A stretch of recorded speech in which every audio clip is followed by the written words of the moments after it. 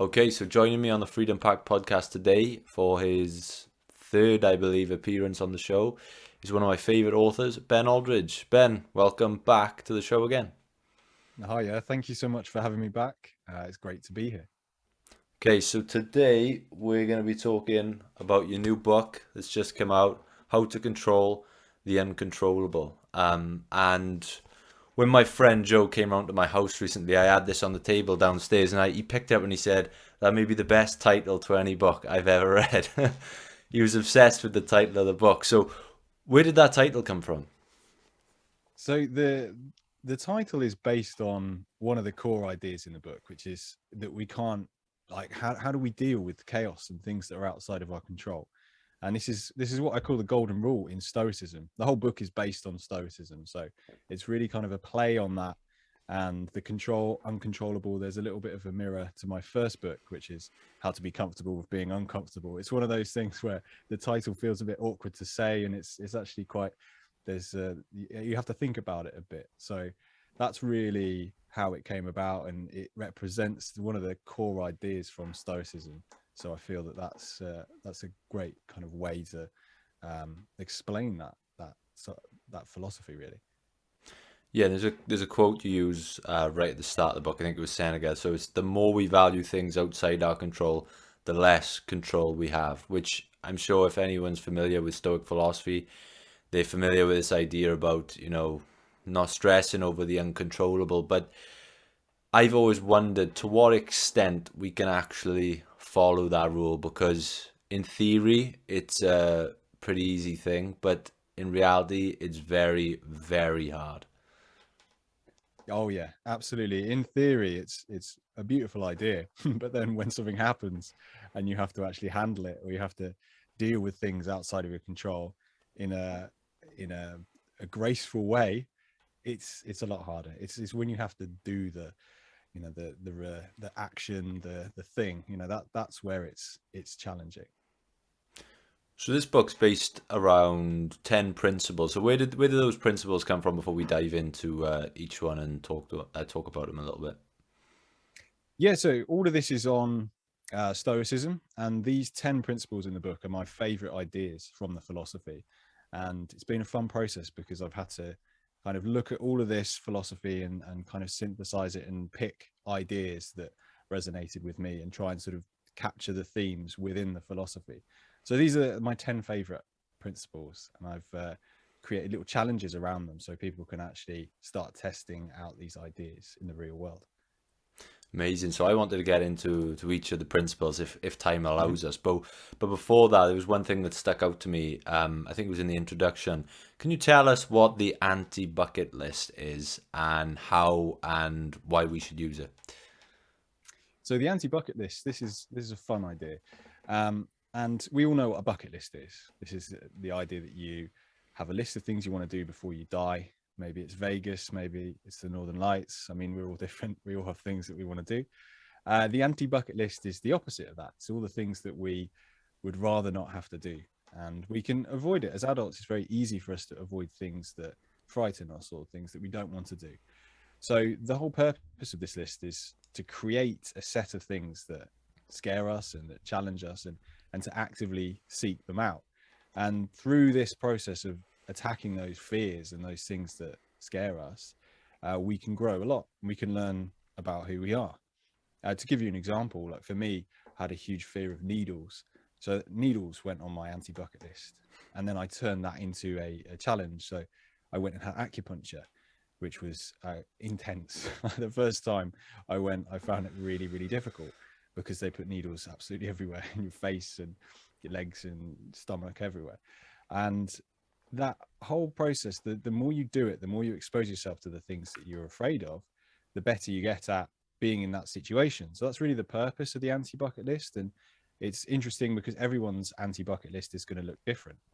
And it's this combination of fear and play, which are two words that you don't normally associate with each other. And I think that we can have some profound insight into the way that our minds work, and how we handle challenge when we start looking at those things. So that, I think the anti-bucket list is kind of like fear exposure, which is used in therapy.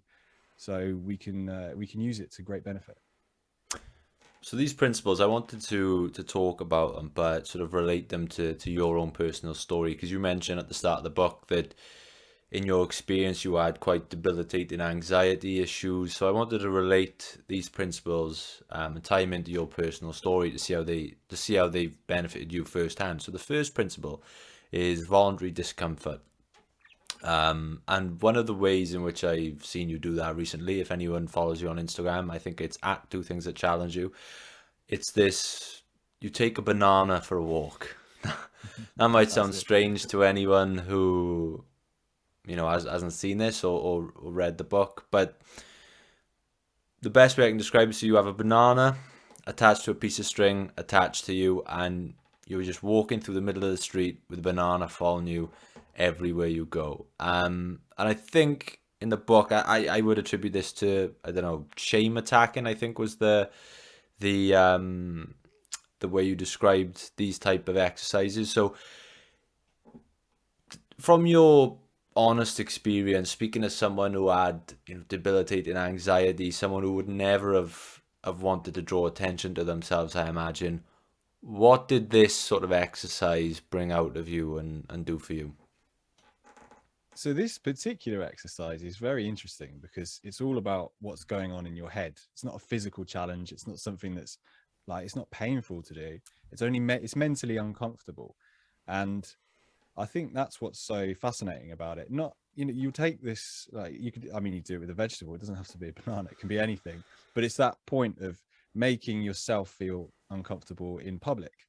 And the thing is, a lot of people won't even notice, but some people do. Some people point at you, they'll laugh at you, but it's how do you process that? How do you manage that judgment?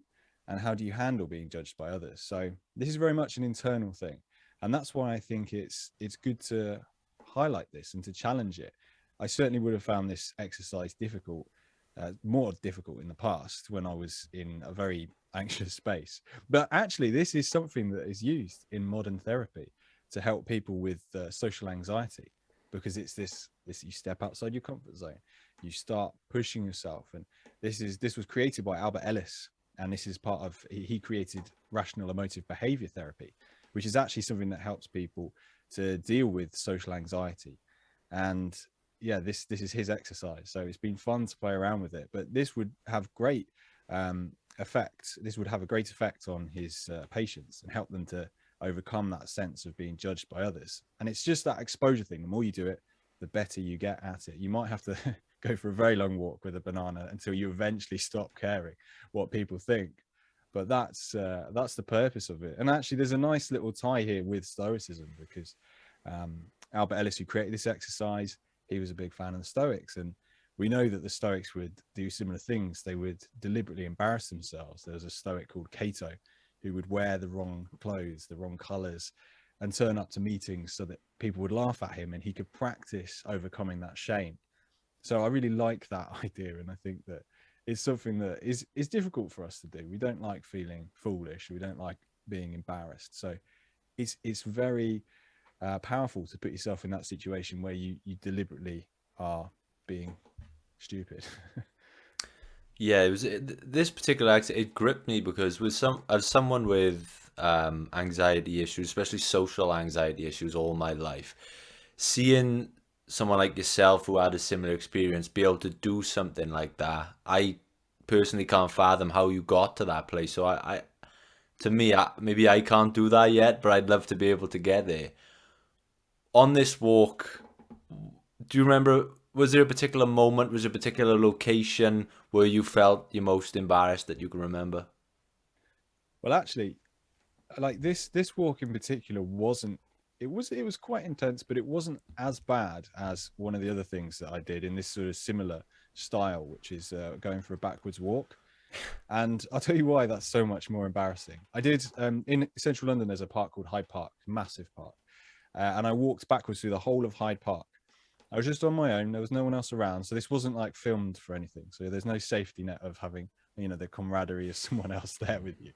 And I walked backwards through the whole park, and it was so embarrassing because everyone is walking faster than you. You can't walk very fast backwards, so they connect your eye with your eyes. There's eye contact for a long time, And as they're slowly, like, you're walking slowly and they're catching up with you, it's just, I don't know. I found that incredibly embarrassing because there's at least when you're walking forward, you can kind of keep your eyes, facing forward and just kind of get on with it. Whereas walking backwards, that was really, really intense. But I found that really interesting because no one said anything at all. No one really batted an eyelid. But it's what's going on in your mind, and that's what's so fascinating about this exercise. And I think anyone who's listening to this, they could just try this exercise, take a banana for a walk, or go for a backwards walk in a busy public place, and pay attention to how your mind works, because that's really the key thing here. And it's something that I think warrants exploration. It's really interesting. Why is it that we get so caught up in our own heads? So I don't know. I think it's it's a fun exercise to test out. Amazing. Well, so principle 2 is perception. Again, you mentioned that you had anxiety, panic attacks, and again, as someone who's experienced those things, how did you, or how have you managed this ongoing, I imagine, ongoing struggle with shifting your perception and to combat that anxiety? What does your perception journey look like? So really, this is all about the way that I talk to myself in my head, and I think that journey has been it's been a big journey, because when I was incredibly anxious, I could tell you now my internal dialogue was horrific. It was really, really bad. I was very, very negative. The way that I viewed everything, and everything was kind of, on the edge of being a disaster. And it's a difficult place to be when you think like that. But actually, the great thing is that you can change that. There's a lot of modern therapies that are related to Stoicism as well. And this is kind of, again, the connection here is that in modern therapy, we talk about things like CBT and how to challenge your own thinking. And all of this is inspired by the Stoics as well. And the Stoicism is heavily influenced by logic and reasoning. So it's all about using this this approach to your thoughts and the way that you speak to yourself.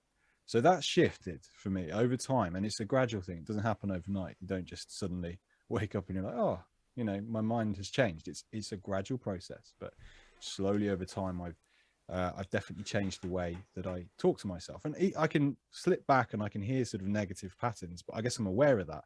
So I now have techniques in place to just kind of challenge that. You're not everything that you think, and that's an important part of it. I think we need to be aware of that, and that we can sort of push back against the thoughts that enter our mind. So, moving on. So, I think the next one is setbacks, and I wanted to talk about this one because recently I've experienced this firsthand, and I can relate this to the podcast. So, a couple of months ago, I was offered to travel to Westminster to interview Matt Hancock, the former health secretary. It's no secret I'm no fan of the Tory party, I'll be honest, but I saw it as an opportunity to try and have a conversation that could have a positive outcome. And again, this was brand new. I'd never done an interview in person. It was a good opportunity, and there were so many things that I set out to achieve with that interview. And when I got there, I came away severely disappointed with the interview for a number of reasons. And I remember me and my podcast partner, we were sat in London having food afterwards, and we just had this sort of adrenaline dump, and we were really disappointed with how it turned out, and we thought it was a bit of a mistake. And then over the next couple of months, when we put it out and we had time to reflect, and it's actually taught me so many things of how I want to run this podcast, or how I want to conduct interviews, or how I want to liaise professionally with PAs. It's taught me so many different things from that experience. So although I look back on it and think it was a bit of a failed experiment as to what I wanted to achieve, the lessons I've learned from that now, and I'm implementing on a daily basis when running this podcast, are probably quite invaluable. So I'm a true believer in setbacks being an important thing, but I wanted to ask you, what is one of your biggest setbacks that your mind goes straight to when I ask you this question, and what did you take away from it? So I think that's it really. It's how you frame it, because we're all going to face setbacks. It's an inevitability of being a human being. But it's how we treat that, and we can make difficult experiences have value by looking for lessons. And yeah, I think for me the biggest setback in a way was probably experiencing the terrible anxiety, because at the time it didn't feel like it was something that I wanted to be going through. It was a really scary experience. It felt like an absolute disaster, and it felt like my mind had sort of just gone, like completely crumbled. So I think to come back from that, to see actually this is something that you can learn to manage, and you can change the way you think. And this is actually something that, in hindsight now, I look back on that experience and I wouldn't change it. I wouldn't change it if I could, because I actually think I took so much from it. I got into loads of different philosophies and psychology and all these different things, and started writing off the back of it. So I wouldn't be here chatting to you if it wasn't for that. So I think it's like, you never know what these setbacks can lead us onto. So it's all about how we frame it, but also knowing that it might feel like it's not going well or something bad has happened, but in hindsight, when we look back, it's actually it can have extreme value. And actually that was a very profound experience for me, going through all of that. But it taught me so much that I will never forget off the back of it. So yeah, that's the first thing my mind always goes back to, that because that was such a big thing in my life. But obviously there's tons of other things that I can think of. But yeah, that's the one, the beacon, I guess, when I look back over my life.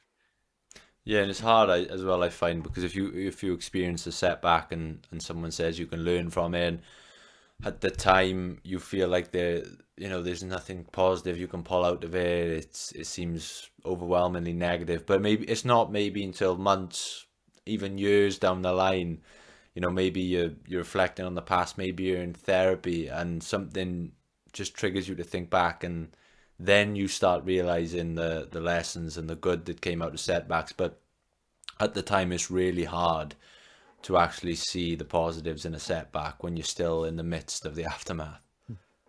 Absolutely, all of this is so much easier to talk about Yeah. than to actually, that's it with everything. So yeah, you're right. It's hard to see it when you're in it. So that leads perfectly into the next principle, which is self-reflection. Something I've tried to do a lot over the years, and that many guests have talked about in terms of daily journaling being a positive thing, and I've always struggled with building that into a routine, or being able to reflect on a regular basis. I get highly motivated. I'll spend 20 minutes a day reflecting for maybe a week, and then all of a sudden weeks will go by where I've just forgotten. And I think a lot of people have a similar experience. So what advice would you give on self-reflection, even for those people who struggle to make it an actual physical process, like journaling, for example? What about people that struggle with that? Well, I think the idea with that is to set the bar really low. Mm. So I think it's deciding what's going to be the most effective thing for you as an individual. I find like journaling is really useful for me, but it's very short. My routine to kind of think and to reflect on everything that's been happening to me is short. So if it's short, it's achievable. And you can do this thing where you stack habits on top of each other. So if you get into that routine, you can kind of program yourself to be consistent. So I think having a very low, like set the bar really low so that it's hard to fail. And, even if it's something, let's say you're, for instance, if you're learning a new skill or something, just like 10 minutes a day or something, even though you might end up doing more than that.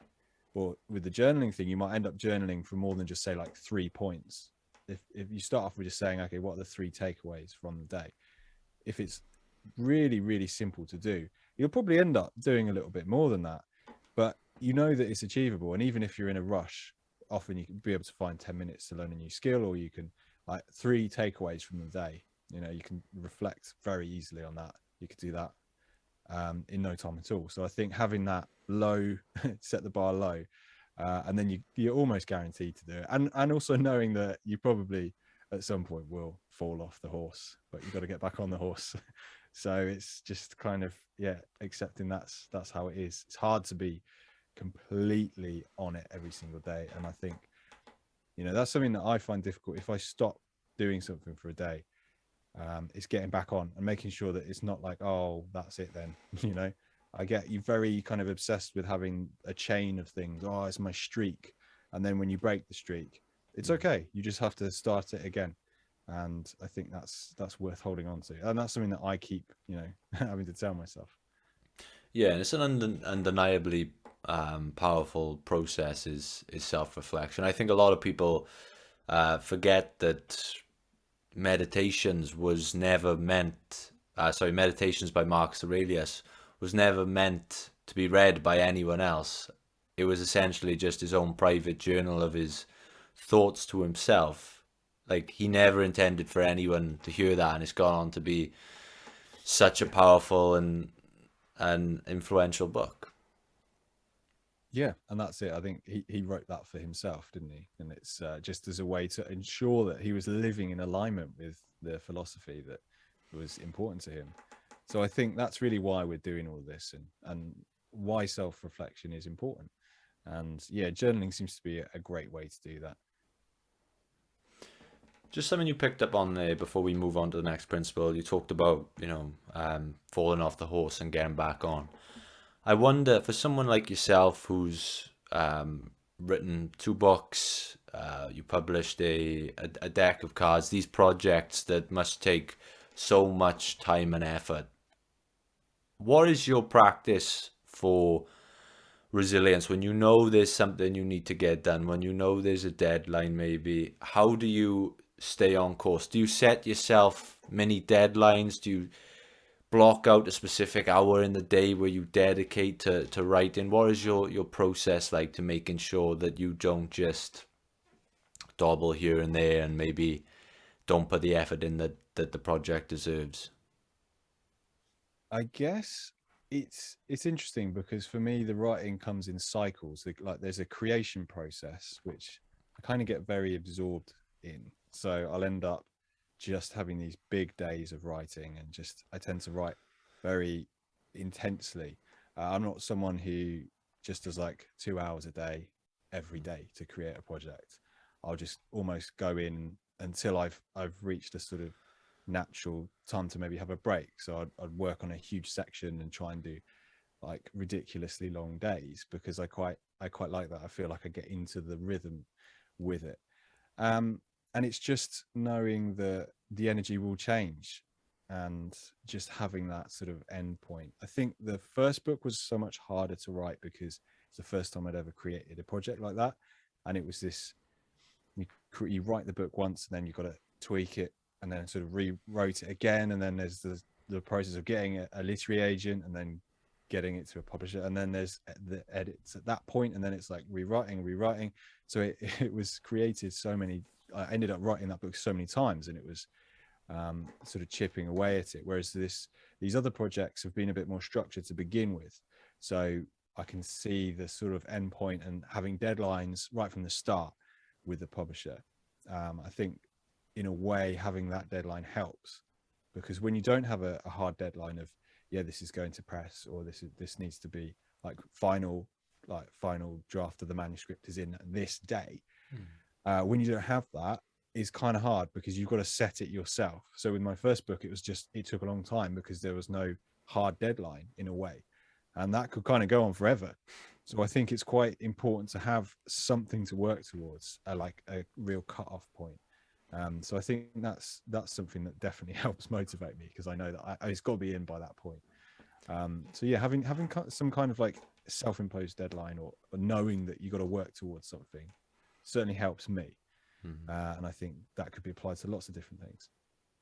Yeah, books in particular fascinate me with how they come together. I think a lot of people see the finished product and they don't maybe understand what goes into it. For your latest book then, this one that we're talking about today, How long a process was that from maybe the initial idea to publication day? How long did that process take? So that was, I think that was quite quick. It was a year and a half, Wow. or just under a year and a half. But the thing is, it went, I'd finished the book in maybe like 8 months before it actually came out. So Wow. then it goes to the publishers, and then there's all loads of different things that happen behind the scenes. And then, so yeah, it does take a long time. But the actual writing process, it was, yeah, it was probably about 8 months to write as well. But it was done in a different way, creating the structure first, and it felt like I was very organized with it. It felt like a really nice project to work on, and the structure for creating that structure first and then working backwards was really nice. Knowing exactly what I'm doing, how I'm writing it, and creating that first really, yeah, really made a difference, I think. And maybe this question in the context of your first book, but when you were writing and maybe you woke up on a day where you planned to write and you really didn't feel like it, maybe you were tired, maybe you'd had a big night the night before, I don't know, but on those days where you don't feel like getting up and getting at that grind, I wonder for you, what was it that made you get on with it, especially when you didn't have a deadline? Because I think for me, I always think it's important to have a why or a motive behind everything, something to act as that sort of backup engine, something that's ticking over in the back of your mind all the time, a purpose. What was it for you that when you woke up and you really didn't feel like it, what made you push on? I think, do you know what I have to say? There were days that were obviously harder, kind of like wading through treacle with the project. But I guess knowing that there's an end point to it is something that I find really motivating. Knowing that at the end you've got this product, you've got this thing. I say product sounds a bit kind of salesy. I don't mean it like that. I mean Mm. something that you've created that it's like you've finished it, and it's there, and it's this creation, and there's an end point. I think that end goal is something that motivates me, because then it's like that project's there, and then you can move on to a different thing. Whereas a lot of the things that I've been doing previously to writing have been the development of skills and stuff like that, which is almost like there's no end to that. You can just continue to get better and better, and obviously you can as a writer. But I think having a project, having something, there's like a finishing point. There's like you've created that. There's something very nice about that. I find that motivating, and obviously there are days which are difficult, but I think it's seeing the bigger purpose of the project and knowing that, you know, I just like creating that, creating things. And then you get into a flow, even on the difficult days. Like I find that after about an hour of wading through treacle, you start to make progress. And then eventually, you start to things start to move in the right direction, and then it feels good. And then you blink and it's like, oh, there's 6 hours have just gone by. So I find that the process of writing, I love it so much that I just tend to get so absorbed in it. So yeah, it's yeah, it's interesting. It's very interesting. Fantastic. So back to the principles. I think we're on to number five, role models. This was something that I first started taking seriously. I read a book by Russell Brand called Mentors. And again, it was on the importance of having mentors, but not specifically mentors that were actually there, that you could speak to, but the fact that you could have these role models that would serve as mentors. So, if you pick up a book by one of your favorite authors, they're essentially your mentor in a way. And it got me thinking about my role models, and I wanted to pose the question to you as to who your role models were. But you also talk about anti role models, which I find on the surface there's multiple you could think of, but when you really niche it down, then it becomes difficult. So, who are your role models, and maybe some anti role models, if you wouldn't mind sharing those? Yeah, of course. So role models tend to be, I find that there's a lot of there's a real mix, to be honest. Lots of friends and family members, and my wife is incredibly stoic. She's just a natural stoic. Like I have Mm. to really work hard to do all of this. I guess that's why I'm so interested in like reading about resilience and creating projects built like based on resilience, which is something that I want to be better at. But she's just naturally very resilient. She just does it. Like, it's just who she is. And so I find that, you know, she's definitely a role model. I look at the way that she handles things, very difficult things, and it's always super inspiring. And she's very supportive for me and for many of her friends as well. So I guess that's something that I feel lucky that I get to have a role model that I'm so close to.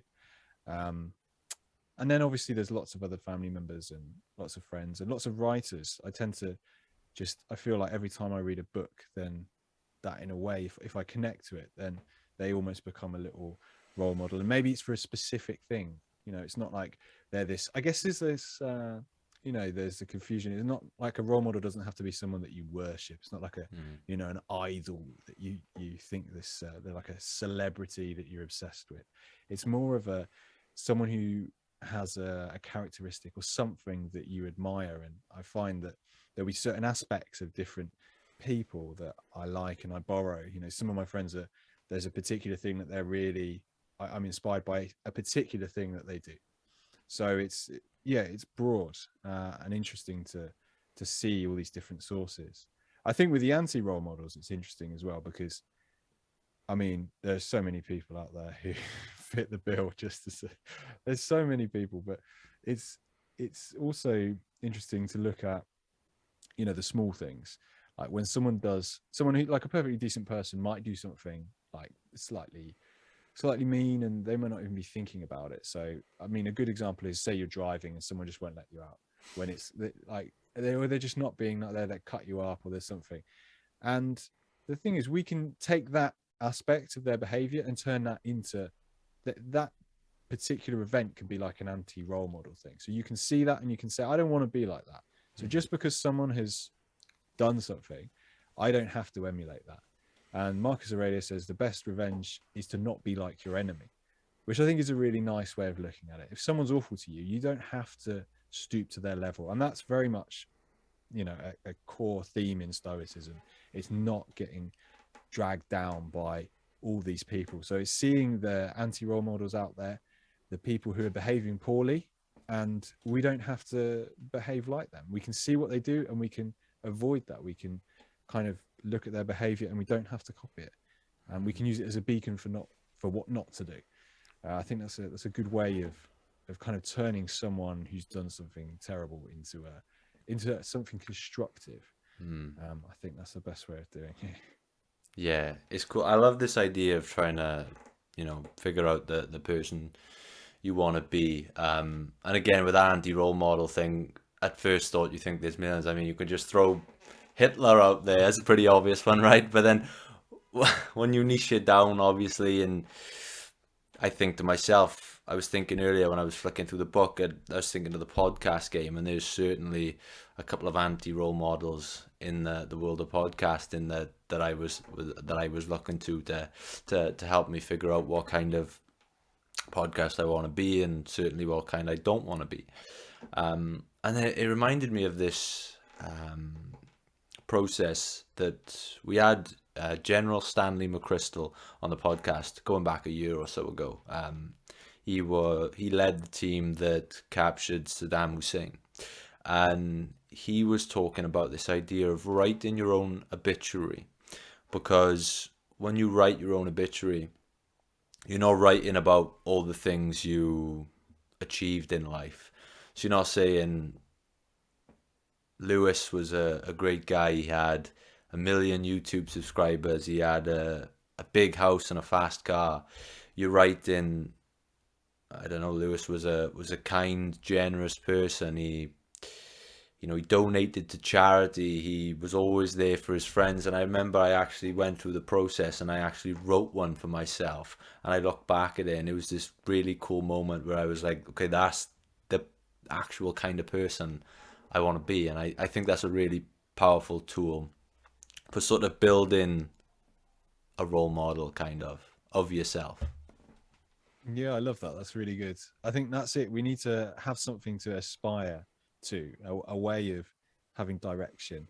And I think thinking about, yeah, the characteristics that we admire in others and creating some kind of example of how we want to live is very helpful. And the Stoics would do this. There's the idea of the Stoic Sage, which is this hypothetical person who kind of like embodies the perfect like Stoic, like they're living the perfectly ultimate Stoic existence, and that everything that happens they handle, you know, perfectly.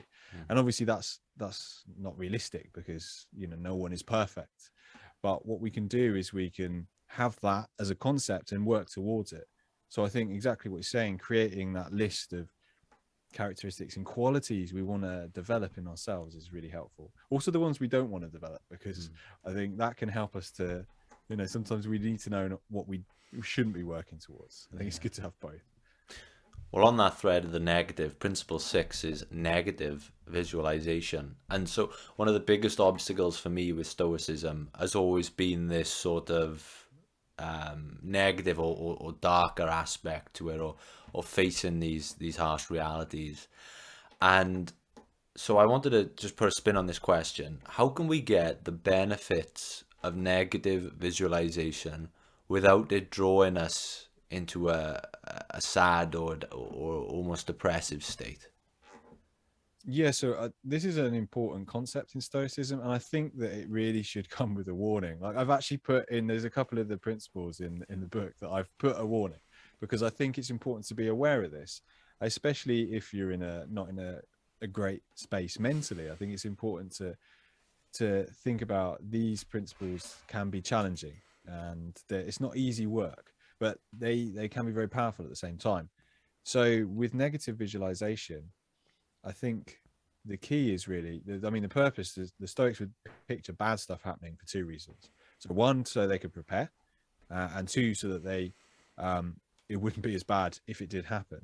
And also, as another sort of side effect, there's a gratitude that comes from knowing that things are temporary, and that actually we should be grateful for what we have. Because when we picture things being taken away from us, I mean, the classic example of a negative visualization exercise is to contemplate losing family members and friends, and that's difficult to do. That's really tough. And so that's why it needs a warning. It needs a disclaimer to actually make sure you're in the right space to do this, because it's not easy.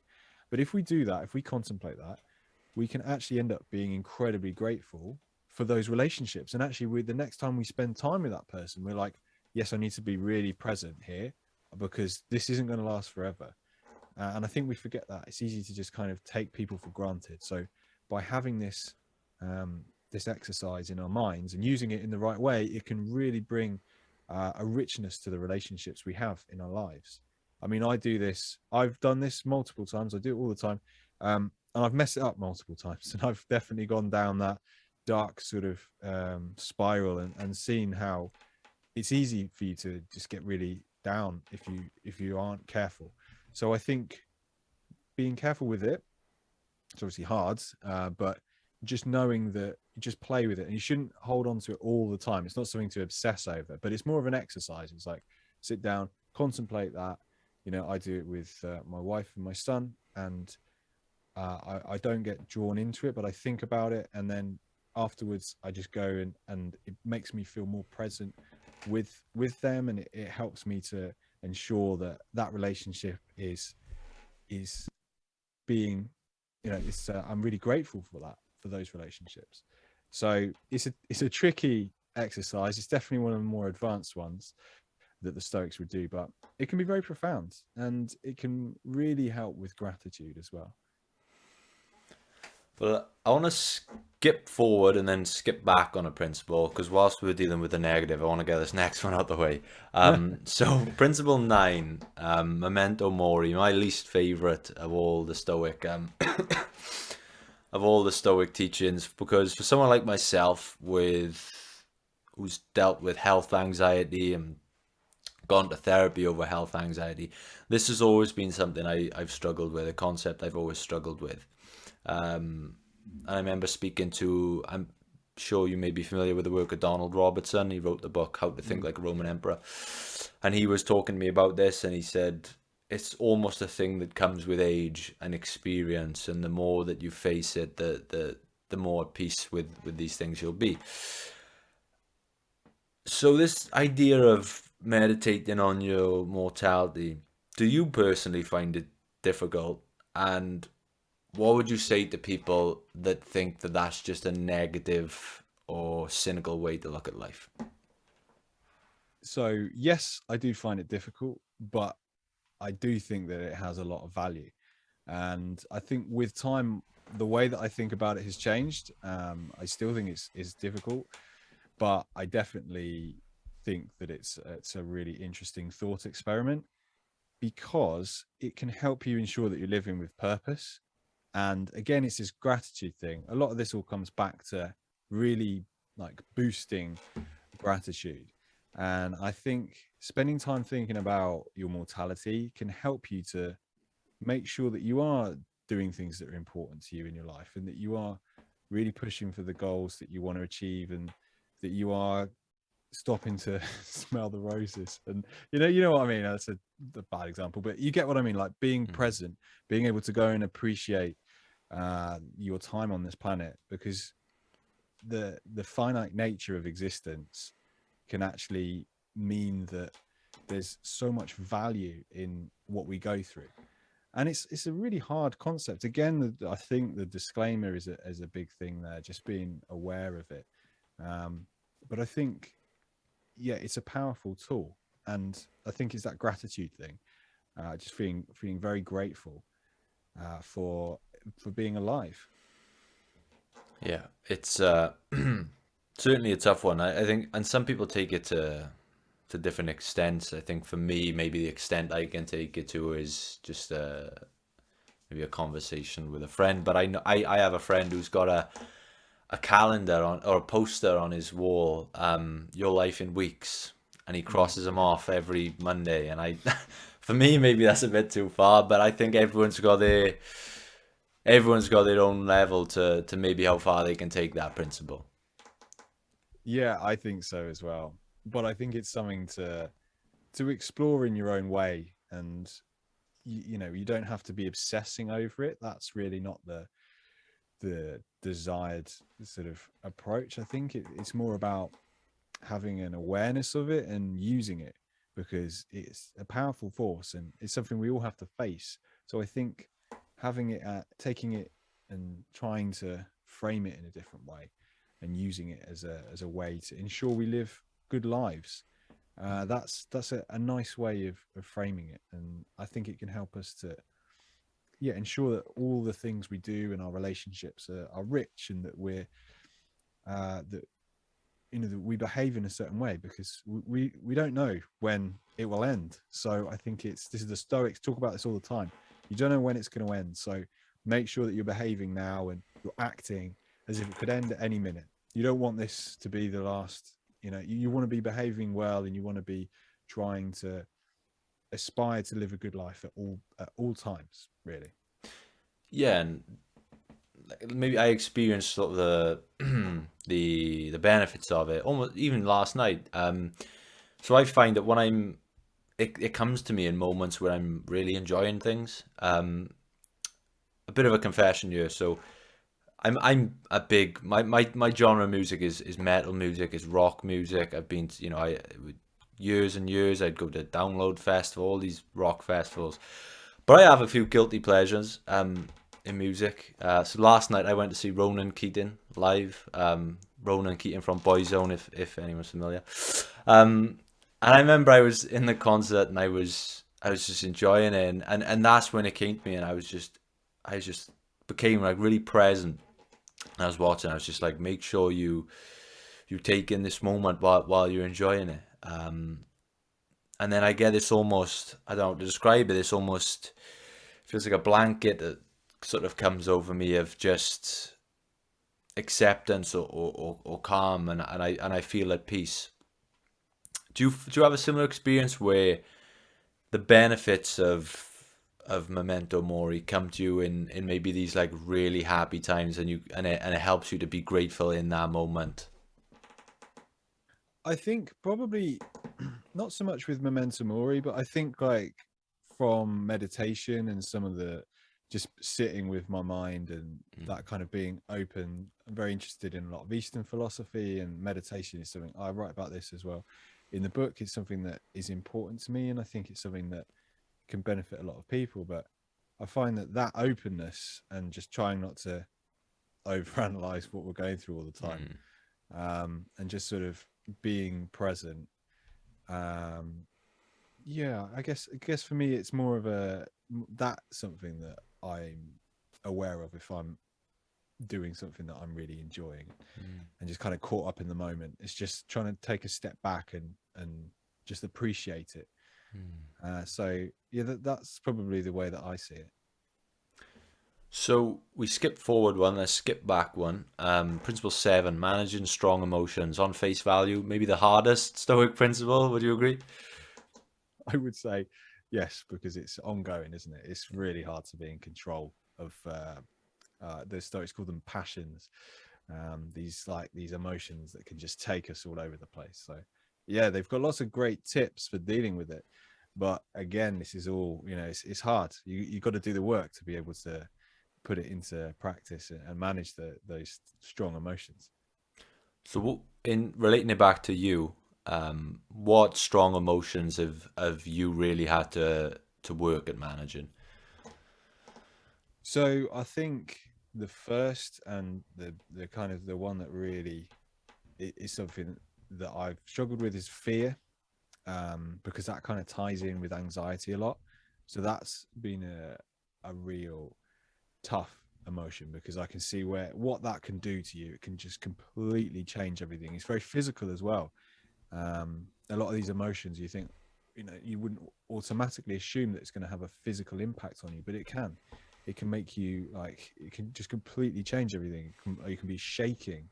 There can be physical illnesses off the back of emotions and fear. I mean, just think about, doing something terrifying. I mean, I always use the example of jumping out of a plane, because a lot of people would be like, oh my God, that sounds horrific.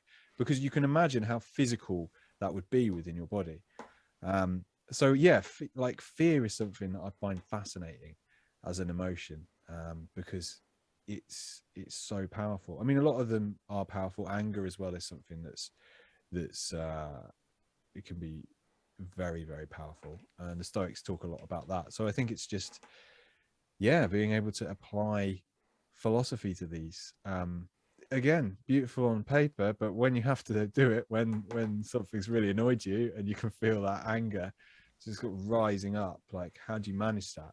Mm. So I think, yeah, that's yeah, it's something to at least try and Yeah.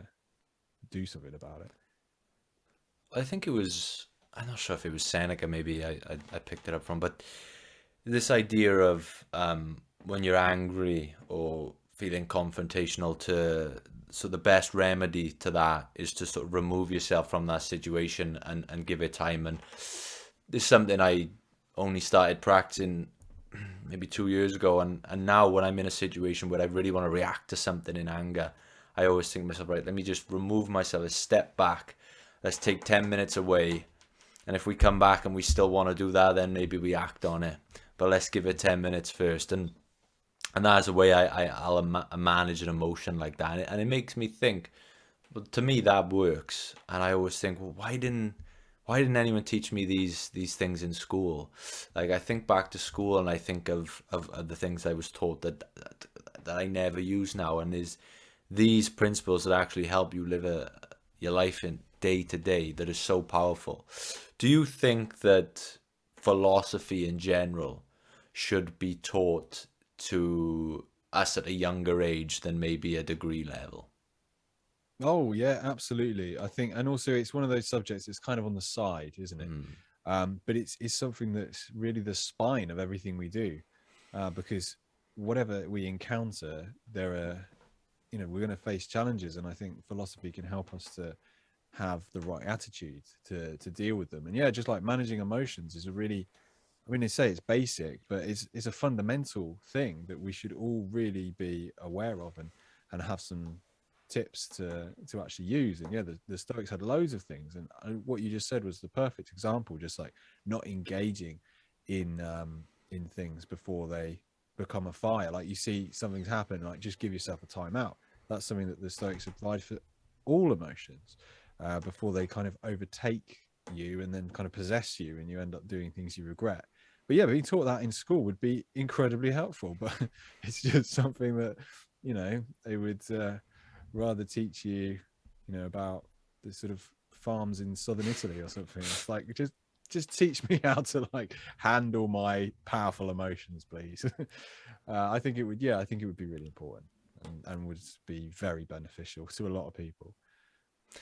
I just realized I actually skipped over two principles. So there was the strong emotions, there's also dealing with others, which is interesting to me because if it's a Stoic philosophy, I would think this is an ever increasingly complex principle in the age of social media. So how has this principle morphed since the days of the original Stoics? And do the old tactics still apply to us now in the world we live in today with all this new wave of other people invading our personal space, even when we're at home? Yeah, I think the philosophy, that the ideas that they suggest is sound, and it applies definitely to the modern times. Because yeah, I guess now it's difficult because we have this sort of unfiltered access to millions of people's thoughts. I mean, you go on Twitter and your brain starts to hurt because it's just so many opinions, and so many people feel that they can behave and say things. Like, so people are quite vile online sometimes. So I think it's, you know, the Stoics say that people will be challenging. So they say the first thing you need to remember is that there are going to be people like that out there that are difficult and that are going to clash with you. So you got to remember that first thing, set yourself up right. Don't pretend that you're never going to encounter people who are difficult. So we can just see that online. You just go online, you know there's going to be people that are difficult. And that's okay, because, you know, then the next step is to, so we accept that we're going to meet difficult people, and then we flip it around and we turn it into a challenge. Uh, and it's, how do we deal with that? We don't have to, again, it's anti-role model kind of vibes from earlier, but we don't have to emulate their behavior, and we can treat it as a test of our character. One of the key themes in Stoicism is building like a good character. This is like one of the main purposes, to have a good character. How do you deal with whatever happens to you? And, you know, they feel that character is so important. So when you encounter difficult people, flip it back and see, like, how do I handle this? How do I manage this as best as I can? And that really does change it. And you just, I think it's acceptance. We get so, I think when we have unrealistic expectations of the world, that's when we get frustrated. Is something Seneca talks about a lot. We think the world should be a certain way, but it isn't always going to be how we think it is, and things can be difficult. So I think it's accepting that, and also then turning it into, how do we frame it? How do we deal with those difficult people? Because yeah, we're going to find them, and yes, they seem to be everywhere. You open your phone and it's like, they're in your face. So Yeah. I think, yeah, just be aware of it. They're going to be there, but we can, you know, we can reframe it, and it's about how we deal with it.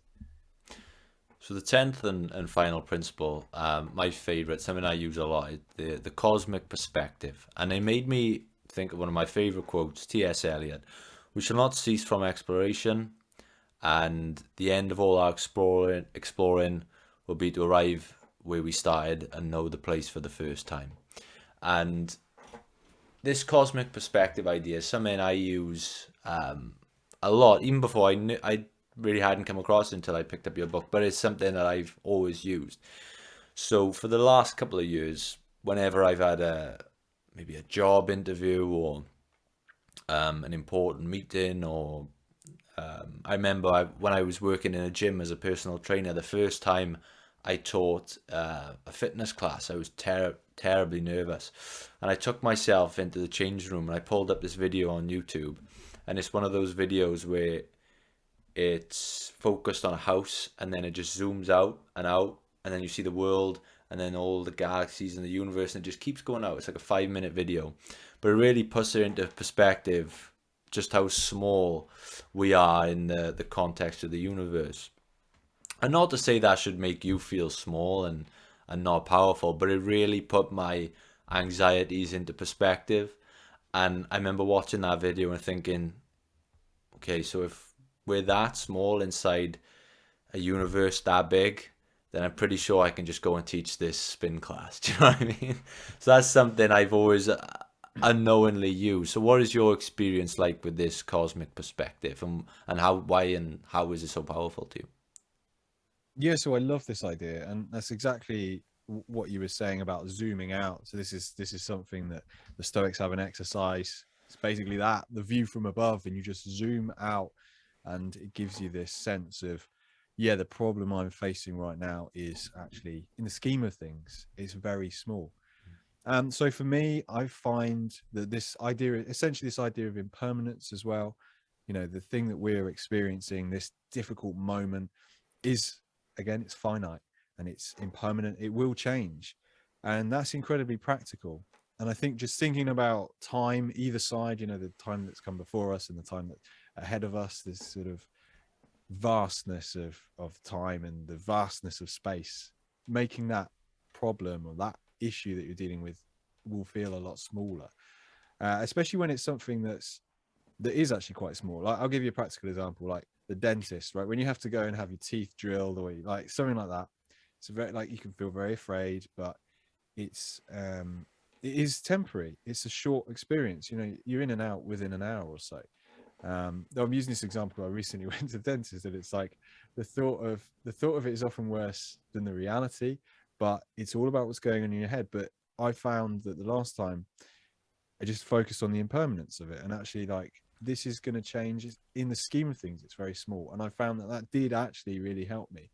And it's something that I use all the time with exercise as well. If you're like dying on a run and it's really hard and you're really just on the ropes, I find, again, focusing on this impermanence can be incredibly powerful. And traffic jams or whatever, queues, anyway, it's just remembering that, just kind of zooming out and thinking, okay, in the scheme of things, even if it's a bad really bad queue or a bad traffic jam, okay, it's a few hours in what, so it's yeah, I find it helpful.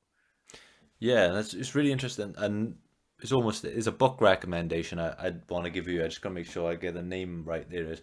Okay, so it's called Beneath the Night, by Dr. Stuart Clark. He's an astrophysicist. I've actually interviewed him before, but again, he talks. It's a look at the night sky, and the vastness of the universe, and sort of how we can what we can take from that, in a personal development and reflective sense, in numerous ways. So one thing I took from that is that sometimes I'll go out and I'll look up at the stars, and I'll think of all these great people from times gone by. So all the greats, and you look up in the sky and you think, these are the same constellations that William Shakespeare would have seen if he looked up into the sky. And it's almost this powerful way to connect you to all these great people, and give you perspective. So I really love this idea of this sort of cosmic perspective. So that's one I would recommend to you, is Beneath the Night by Dr. Stuart Clark. No, it sounds amazing. Yeah, something that I really like, the yeah, the idea of that, just contemplating the vastness of everything, and just making your mind just kind of boggle, Yeah. mind boggling kind of ideas. I think that's quite, you can have fun with that, and it can get you out of your head as well. Yeah, and if anyone wants a good one, I mentioned to you earlier, I recently spoke to Neil deGrasse Tyson. I tried to get him to explain time dilation to me. So this idea of the faster you travel, the slower time actually is for you. So if you were to jet off on a rocket and come back, then your time would have existed at a slower rate to my time, and you would have aged. I couldn't get my head around it. So if anyone wants a mind-boggling one, go and look up time dilation. So yeah, on that, I give you a book recommendation there. Something I remember you put in your last book. I can't remember if you did in this book. It was like a further reading or book recommendation. So what new book recommendations, aside from your new book, may you have for us? So, I mean, other than the Stoic classics, you got your Marcus Aurelius Meditations, Epictetus's Discourses and Selected Writings, and Seneca's Letters from a Stoic. Those are the 3 Stoic books that I always recommend to everyone. But things that I've been interested in recently are The Art of Resilience by Ross Edgley is an amazing book. He was the first person to swim around the whole of Great Britain. His story is absolutely wild. It's a brilliant book. It's kind of an adventure book, but he's also heavily influenced by the Stoics. He uses Stoic philosophy to help him complete the swim. So there's a little bit of philosophy there and this amazing adventure journey. So that's great. Highly recommend that. The other book this year, probably my favorite book of the year so far, is Stolen Focus by Johann. And that's about, I guess, our relationship with, and not entirely with tech, but just modern life and how it's so hard for us to pay attention and all the factors that contribute to that. And I guess for me, the at the beginning, there's a huge chunk on tech and what it's doing to us. And I found that just mind blowing and really interesting, something that I want to get into more. It actually made me put my phone away for 4 days, which was just like, I didn't go on it for a very long time. And that was, amazing. I was in Norfolk in this little cottage and just didn't use the internet or the phone for that long. And it was amazing. It was so good. And I think when a book can inspire you to take action, that's something that's really, I like that, taking something away and actually, using the ideas. So yeah, our relationship with tech is fascinating. So yeah, that's something I recommend highly, that book. Stolen Focus. Yeah, I just realised I was actually supposed to interview Johann. It fell through, so I'm gonna have to pick back up on that thread. You just reminded me. But yeah, that idea of tech. I don't know if you've ever seen. Have you seen The Social Dilemma on Netflix, the documentary? Yeah, fascinating. Again, that had a similar effect on me. Whereas it's a really hard thing to do. Again, a theme we've been talking about this entire conversation. I find it hard, especially when you're in something like, yourself. You're an author. You must network with different people. There's opportunities that come your way electronically. It's almost impossible to stay away indefinitely. And sometimes all it takes is that little, oh, I'll check my emails, and then suddenly your phone will feed you a piece of content that drags you onto an app, and then your attention's gone for 30 minutes. Do you have any sort of tactics or limits or rules that you place on yourself when it comes to technology? I like to try and be completely off the phone, no screens after 9 at night. But it doesn't always happen, to be honest. And again, it's this thing, this comes in waves. Like I'll be quite disciplined with it, and then I'll fall off the horse. I have to get back on the horse. So that's something that I think is really important. And I try and, it's how you use social media, and it comes in waves. So I think it's like with everyone, you get frustrated. You can't help yourself. Almost, you get into this cycle where you realize you're conscious, like, yeah, I'm probably on Twitter too much at the moment. And then you're like, okay, I'm going to just stop. And then you kind of, it's this wave thing. So I think the first step towards changing anything is being aware of it, but also being aware of how powerful that force is that you're trying to fight against. And this is one of the things I loved so much about Stolen Focus, is he talks about how it's, we're often, we blame ourselves that we're so bad with tech, but really we're fighting a battle against thousands of people who've designed the interface of whatever app we're using, and behavioral psychologists. All these different people have contributed to make the most addictive possible thing that will keep us hooked. And there's things that, like, they talk about in the book about the guy who created the infinite scroll and just realized that he's just like thousands and thousands of hours have just been like cut from human productivity, just because I don't know how they did that. In the book he talks about like how you can calculate how much there's like an extra percentage amount of time people will spend on an app because of infinite scroll, because there's no, like, before we used to have to click next when you got to the end of a page, but infinite scroll just meant that people would stay on their phones for X amount of time longer. So I think, yeah, it's just being aware that this force that we're trying to, push back against is savage, and we just have to be kind to ourselves and know that it's hard, but also to not give up the fight and try and carve out discipline. And that, again, coming back to philosophy, one of the cardinal virtues in Stoicism is like temperance and like self-control, and it's something that they would try and live by. So I think it's something that we can all emulate, trying to find some control, especially with tech. It's such a great way to test that out. Yeah, the infinite scroll is a kill I had to. I downloaded TikTok at one point and I used it for a couple of days and I had to delete it because again that infinite scroll. I remember I had to lying in bed and I'd say, right, you got 10 videos left, and then you get the 10th and you just maybe scroll down a little further, see what's next. Yeah. It's Yeah. impossible. But yeah, love that. So no screens after 9. It's now 8. It's 9 minutes past 8. So you've got 51 minutes of screen time left. So I won't keep you any longer. My last question. I must have asked you it probably the twice before, but I'll ask you again. For Ben Aldridge right now, what makes life worth living? What makes life worth living?